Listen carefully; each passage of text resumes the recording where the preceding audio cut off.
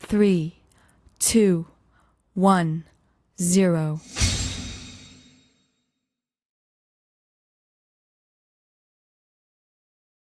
Good morning बच्चों, हम लोग इस लेक्चर में important questions based on the theorems, जो 5 थ्योरम्स हम लोगों ने डिस्कस किया है, वो उसके बेस्ड पर हम लोग बात करने वाले हैं। एक बहुत ही इम्पॉर्टेंट क्वेश्चन है, क्वेश्चन नंबर 1 इस लेक्चर का, कि prove that centroid and circumcentre of an equilateral triangles coincide to each other. Again बच्चों, centroid and circumcenter of equilateral triangles are coincide to each other. यानी कि ये तो क्लियर है कि गिवन है कि एक इक्विलेटरल ट्रायंगल है जिसमें आपको इसका जो सेंट्रॉयड मतलब कि मीडियन का पॉइंट ऑफ इंटरसेक्शन और सरकमसेंटर यानी कि वो जो point of intersection of median है वही इनके तीनों वर्टिसेज से इक्वल डिस्टेंस पर है। तो बच्चों आप इसमें क्या करोगे कि इस क्वेश्चन नंबर 1 में आप सबसे पहले क्या करो, एक ट्रायंगल बनाओ ABC, और क्या है, ये इक्वल है क्योंकि ये गिवन है कि इक्विलेटरल ट्रायंगल है, राइट। और इनका 3 मीडियन है AD BE एंड CF जो पॉइंट G पर इंटरसेक्ट कर रहा है, राइट। तो बच्चों अब आप पहले गिवन में यहाँ क्या लिखोगे कि AB equal BC equal AC and AD BE and CF medians intersect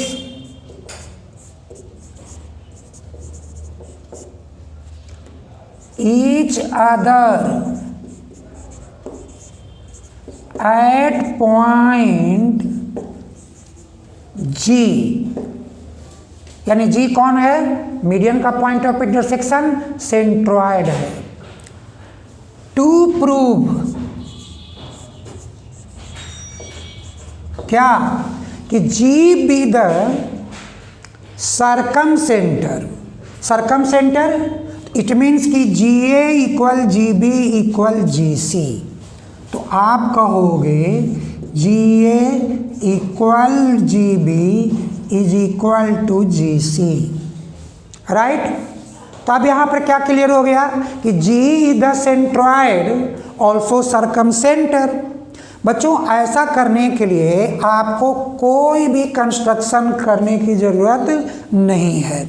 क्यों? क्योंकि जैसे मीडियन की बात किया गया तो मीडियन का पॉइंट ऑफ इंटरसेक्शन तो सेंट्रॉयड है। तो हम लोग यहाँ पर प्रूफ में एंट्री लेते हैं और लिखते हैं कि सिंस मीडियन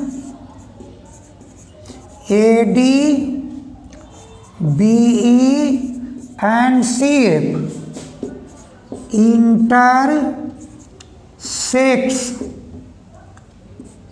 each other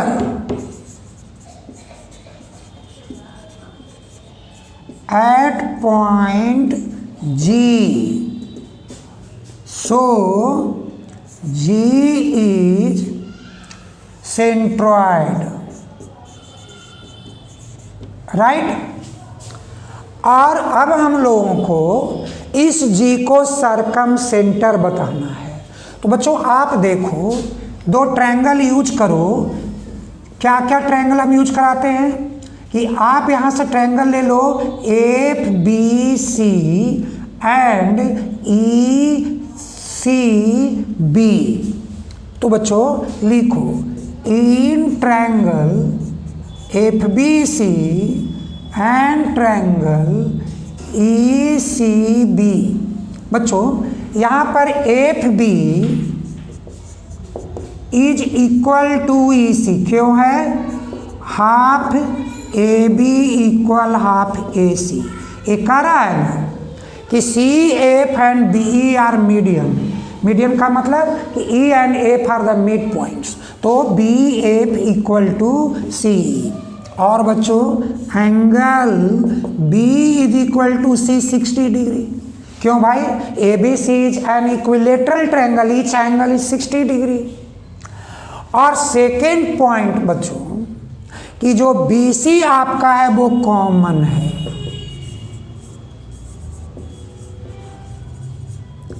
तो आप देखिए आपका triangle F B C congruent हुआ ई सी बी का। कैसे हो गया? Side angle side, side angle side.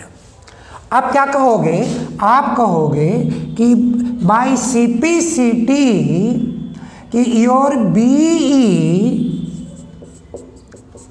Is equal to C F by C P C T. बच्चों याद करो, mediums divides each other into 2:1 ratio. तो 2:1 रेशियो इसका मतलब है कि जो आपका BG है और CG है 2/3 है। तो आप 2/3 ऑफ B 2/3 ऑफ CF क्या लिखोगे? BG is equal to CG। आप रीजन चाहोगे लिख दोगे सेंट्रॉइड्स प्रॉपर्टी। ऑलरेडी हम लोगों ने इस सेंट्रॉइड्स का जिक्र कर दिया है। अब और सिमिलरली चाहे नाउ इन ट्रायंगल, अब फिर से इसको बेस बना लो ए बी को। तो E A B and triangle D B A, D B A क्या हुआ बच्चों? ए बी तो आपका कॉमन है, राइट? ए बी कॉमन हुआ। Angle A equal to angle B 60 degree है, राइट? अब दूसरा क्या हुआ कि आपके पास जो यहाँ ए है और यहाँ डी बी है इक्वल हुआ। क्यों हुआ? Half A C is equal to half B C, right बच्चों? तो triangle E A B congruent to triangle D B A कैसे हो गया भाई? साइड एंगल साइड, क्योंकि एक साइड कॉमन, बीच का एंगल 60 और बाकी का हाफ हाफ। तो ये by C P C T. अब आप यहाँ से क्या कहोगे कि A D equal B, E A B. तो बी ई इक्वल कौन सा आएगा आपका? D B A, D B A यानी A D by C P C T, right? तो बच्चों इस B E and A D are also medium and centroids divided to 2:1 ratio. तो आप इसको भी 2/3 कर दो। बी 2/3 ए डी क्या मिला बच्चों? मिल गया A G is equal to B G. बच्चों देखो यहाँ क्या मिला तुमको? B G equal to C G, A G equal to B G. तो therefore A G equal B G equal C G, यानी ये जो जी कौन बन गया अब जी बन गया आपका सरकम सेंटर, या आप इसको कह दो कि ये सभी रेडियाई हो गया। ठीक है, तो ये हो गया आपका प्रूव्ड। बच्चों हमारा क्वेश्चन नंबर 2 है कि 3 students Ankur, Syed and David are playing a game by sitting at equal distance on circular orbit whose radius is 20 centimeter. Find the distance between each of them. तो बच्चों आप क्या करोगे कि आप पहले एक ऑर्बिट बनाओ। क्या है? Ankur, Syed, David, they are sitting at equal distance of radius कितना? तो 20 सेंटीमीटर। राइट बच्चों, देखो कह रहा है कि फाइंड द लेंथ, यानी कि ये जो पॉइंट O है वो सेंटर ऑफ द सर्कल है। तो आपके पास क्वेश्चन नंबर 2 में पहला क्या है? आपको है कि S Ankur and Syed, Syed and David and Ankur and David's length are equal, equidistance. Right, तो इससे हो गया कि ASD कौन सा ट्रायंगल बन के तैयार हो गया? ए इक्विलेटरल ट्रायंगल बन गया। राइट, और OA इज 20 सेंटीमीटर। और का क्या रहा है भैया बताओ? ASD AD क्वेश्चन मार्क, इनका लेंथ क्या है? बच्चों आप थोड़ा सा यहाँ पर एक कंडीशन को अप्लाई करो कि जब ये इक्विलेटरल ट्रायंगल बना ASD, तो एंगल बाइसेक्टर ये क्या बन गया? ये एंगल का बाइसेक्टर बना। इसको प्रोड्यूस कर दो तो ये अपोजिट साइड को क्या कर देगा? बाइसेक्ट कर देगा। तो इस पॉइंट को अगर हम लोग यहाँ P लिख देते हैं तो ये AP क्या हो गया? एक मीडियन का रूप हो गया। ये बाइसेक्टर है तो ये मीडियन का रूप हो गया यहाँ पे। तो यहाँ पर आप क्या बताओगे कि सिंस AP मीन्स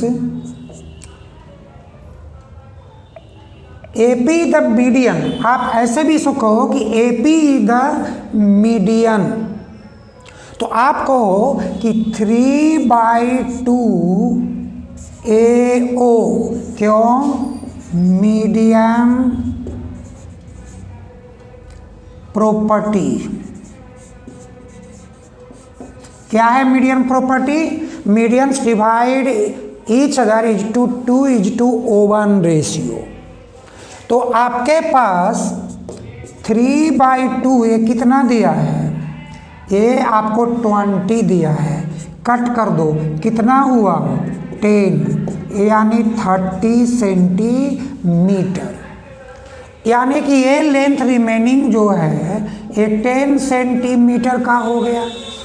राइट बच्चों, अब यहाँ पर आप देखो ये लेंथ को हम लोग 1 सेंटीमीटर लेते हैं तो ये लेंथ मेरा x/2 सेंटीमीटर का हो जाएगा। तो अब यहाँ हम लिखते हैं let this S equal SD equal AD 1 centimetre, so SP is equal to 1/2 x centimetre. बच्चों a median is the altitudes for the equilateral triangle. तो आप कहोगे कि AP परपेंडिकुलर टू SD। क्यों भाई? तो यहाँ because median and altitudes are same in equilateral triangle. Equilateral triangle में मीडियन और अल्टीट्यूड क्या होता है? सेम होता है। तो अब बच्चों देखो, आपको क्या चाहिए?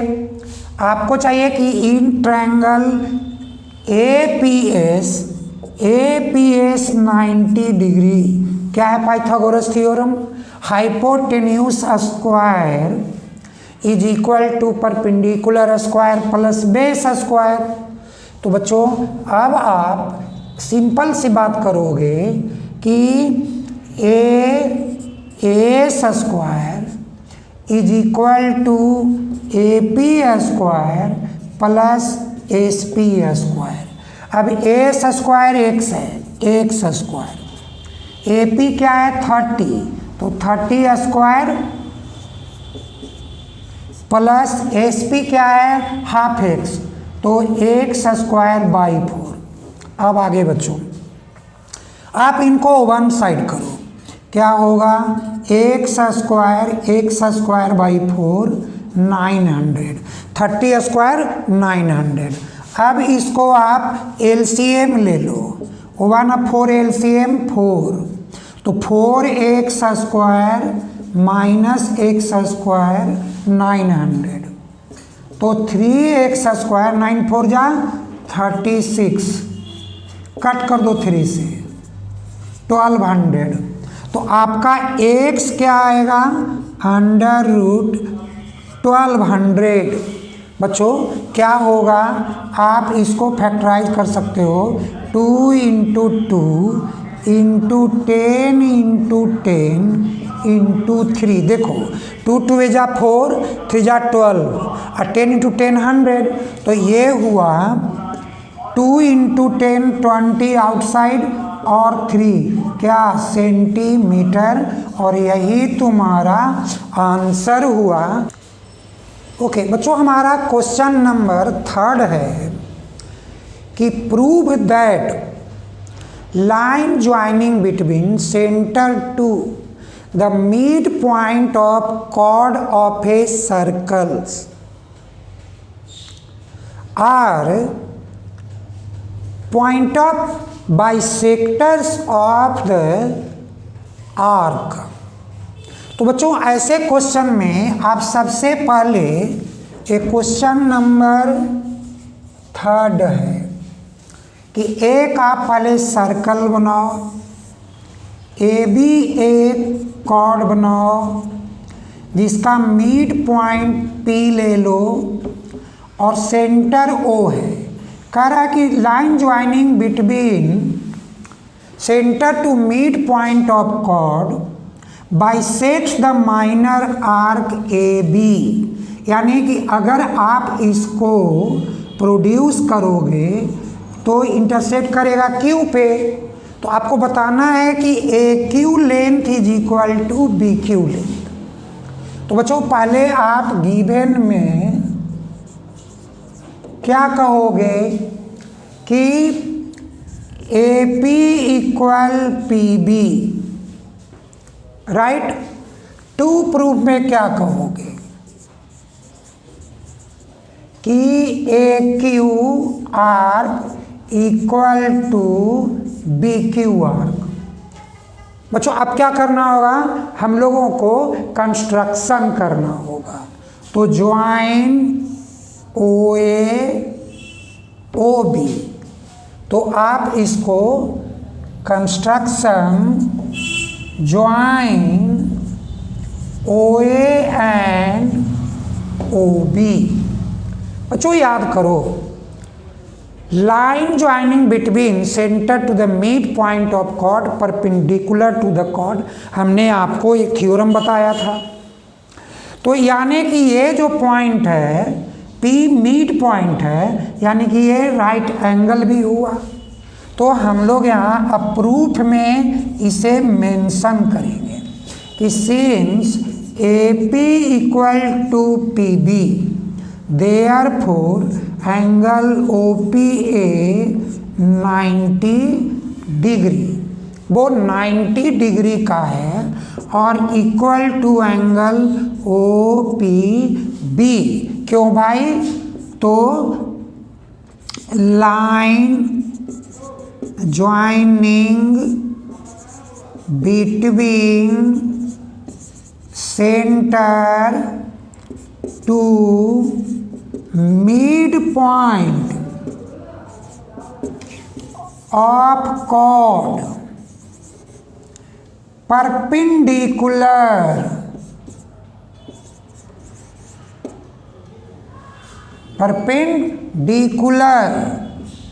to the chord, वो chord का परपेंडिकुलर है। ये हम लोगों का थ्योरम था। तो अब बच्चों देखो, आपके पास दो ट्रायंगल दिख रहा है। कौन कौन सा? OPA and OPB। क्या हुआ? OA एंड OB आपका रेडियाई है, OP कॉमन हुआ, राइट। और angle OPA equal angle OPB 90 degree. तो triangle OPA congruent triangle OPB by कैसे बच्चों? तो आपको RHS। क्यों RHS? देखो, ये रेडियाई है और ये आपका जो है वो बीच में 90 डिग्री है, क्योंकि ये मिड पॉइंट था और OP हमने कॉमन यूज किया, तो ये ट्रायंगल RHS से कॉन्ग्रुएंट हो गया। आप चाहते तो AP और PB इक्वल करते, SS कॉन्ग्रुएंसी हो जाती। तो बच्चों आप क्या कहोगे कि angle AOP is equal to angle BOP by CPCT। बच्चों याद करो, हम इस एंगल को AOQ और BOQ भी पढ़ लेंगे। क्या भाई? क्योंकि OP का प्रोड्यूस्ड पार्ट है। अब थ्योरम याद करो बच्चों कि two congruent arcs subtends equal angle at the centre. तो यहाँ पे ये जब दोनों एंगल इक्वल है, AOQ इक्वल टू BOQ, तो आप कहोगे कि AQ कॉन्ग्रुएंट टू BQ, ये BQ का कॉन्ग्रुएंट है। क्यों? Equal angle subtended by the arcs are equal. तो ये आपका प्रूव्ड हो गया। अब हम लोग चलते हैं क्वेश्चन नंबर 3। ओके, तो बच्चों हमारा क्वेश्चन नंबर 3 के एंडिंग के बाद अब क्वेश्चन नंबर 4 है कि 3 student Ishita, Isha and Nisha playing a game on circular orbit of radius 20 metre. तो आप सबसे पहले एक सर्कल बनाओ और यहाँ इशिता, यहाँ ईशा और यहाँ निशा। ये these 3 स्टूडेंट्स स्टैंडिंग कहाँ? तो on a circle in which distance between Ishita to Isha 20 4 meter and ISA to NISA also 24 meter, and the center, this radius is 20 meter. Question क्या है बच्चों? क्वेश्चन कह रहा है कि find the length of Ishita to Nisha. तो बच्चों आप क्या करोगे, आप सबसे पहले क्वेश्चन नंबर 4 में सॉल्यूशन लिखोगे, और यहाँ अगर इसीता को हम लोग ए से मार्क करें और ईसा को हम लोग बी से मार्क करें और निशा को हम लोग सी से मार्क करें, तो क्या हुआ, A B equal B C 24 metre and O A 20 metre. क्या हमें करना है कि ए सी क्वेश्चन मार्क, ए सी का लेंथ क्या है, इसीता टू निशा का डिस्टेंस क्या है। बच्चों देखो यहाँ रेडियस को क्या बोला है कि रेडियस जो है वो 20 मीटर है, तो ये भी रेडियस है, तो ये भी 20 मीटर का हुआ। बच्चों अब हम लोगों को सबसे पहला एक पॉइंट्स दिमाग में रखना है कि ये जो हमारे पास जो line joining between centre to the common point of equidistance chord क्या है, bisects the angle at the common point. तो नेचुरली है कि ए परपेंडिकुलर बाइसेक्टर है, ए क्या है, परपेंडिकुलर बाइसेक्टर है। तो आपको ए परपेंडिकुलर बाइसेक्टर की बात आ जाएगी समझ में। दूसरा है बच्चों कि आप ऐसे भी यूज कर सकते हो कि ओ ए बी इज क्या हो गया भाई, एक आपका आइसोसेलेस ट्रायंगल हो गया। तो आप इनका एरिया भी फॉर्मूला से यूज कर सकते हो। तो इसका एरिया का फॉर्मूला आपको पता है क्या होता है, base by 4 under root 4 into equal side square minus base square. तो हम लोग पहले इस पॉइंट को कुछ लिख देते हैं P, ठीक है।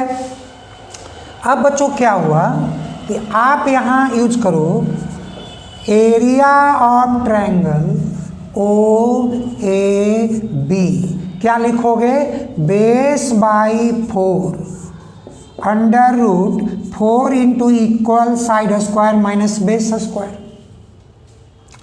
तो बच्चों अब यहाँ पे वैल्यू पुट करो, बेस है 24 बाई 4 इंटू इक्वल यानी 20 स्क्वायर माइनस 24 स्क्वायर, ये तो कट हो गया 6 से, ए स्क्वायर रूट हुआ 400, 20 square 400 into 4 1600 minus 24 square 576।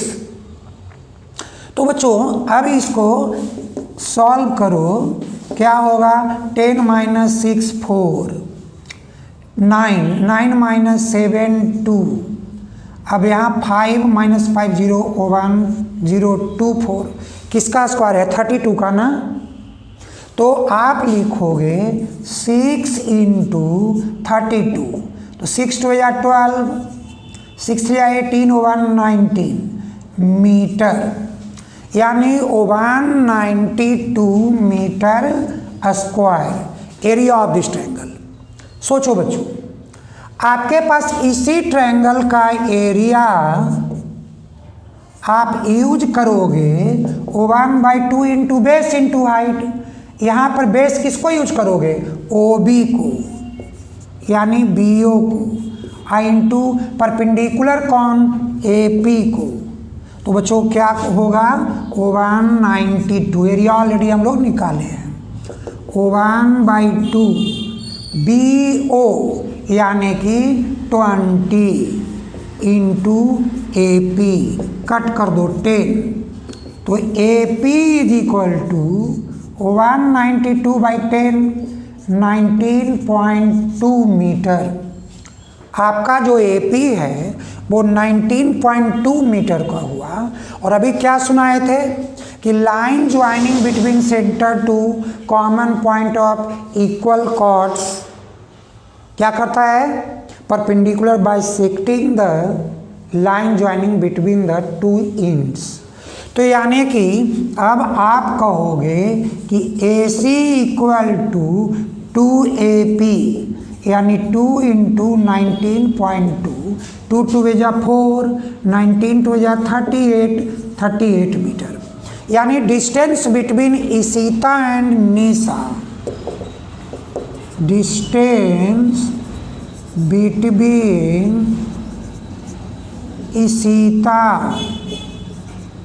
And Nisha is equal to 38.4 metre. और यही आंसर हम लोग को यही फाइंड करना था बच्चों। तो अब ओके, तो बच्चों अब हम लोग एक क्वेश्चन नंबर 4 में जब डिस्टेंस फाइंड कर लिया इशिता एंड निशा का, जो हमारा रिजल्टेंट क्या दिखा रहा है भाई, 38.4 मीटर।